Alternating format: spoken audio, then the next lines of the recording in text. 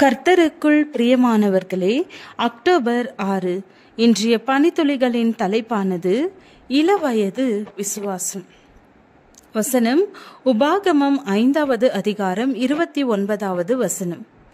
அவர்களும் அவர்கள் பிள்ளைகளும் என்றென்றைக்கும் நன்றாயிருக்கும்படி அவர்கள் என்னாலும் எனக்கு பயந்து என் கற்பனைகளை எல்லாம் கை கொள்வதற்கேற்ற இருதயம் அவர்களுக்கு இருந்தால் நலமாயிருக்கும். இளமை பருவம் என்பது பெற்றோருக்கும் பிள்ளைகளுக்கும் இக்கட்டான ஒரு பருவம்.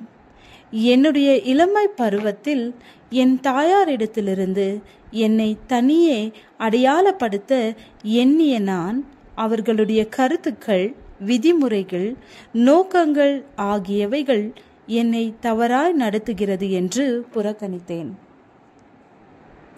அவைகள் நல்லது என்பதை ஒரு கட்டத்தில் புரிந்து கொள்ள நேரிட்டாலும் அந்த பருவத்தில் அதை என்னால் செய்ய முடியவில்லை.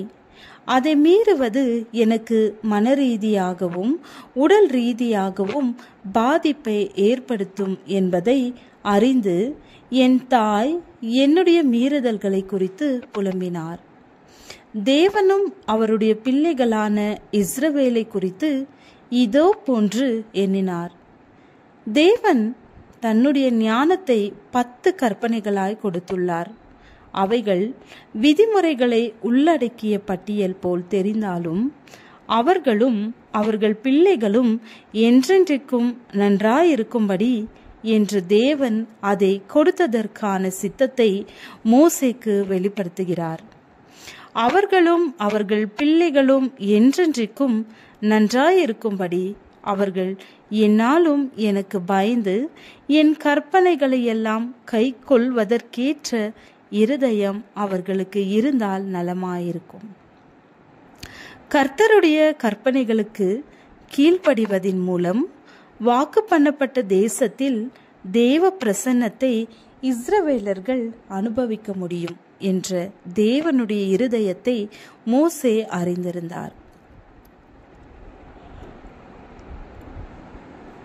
கர்த்தருடைய கற்பனைகள் நன்மையானவைகள் என்பதை உணராமல் தேவனோடு ஒரு இளமை பருவ அனுபவத்திற்குள் கடந்து செல்கிறோம்.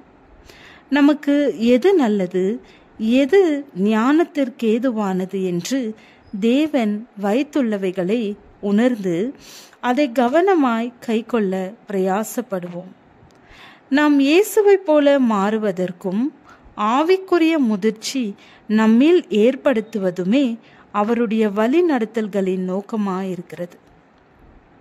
நம்முடைய கர்த்தரும் இரட்சகருமாகிய இயேசு கிறிஸ்துவின் கிருபையிலும் அவரை அறிகிற அறிவிலும் வளருங்கள். அவருக்கு இப்பொழுதும் என்றென்றைக்கும் மகிமை உண்டாவதாக. ஆமேன். தேவனோடுள்ள உறவில் வளர அவருடைய ஞானம் உங்களுக்கு எப்படி உறுதுணையாயிருக்கிறது? ஜெபம். அன்புள்ள பிதாவே, எனக்கு எது நல்லது என்பதை நீர் அறிந்திருக்கிறீர் என்பதை நம்ப எனக்கு உதவி செய்யும். ஆமேன்.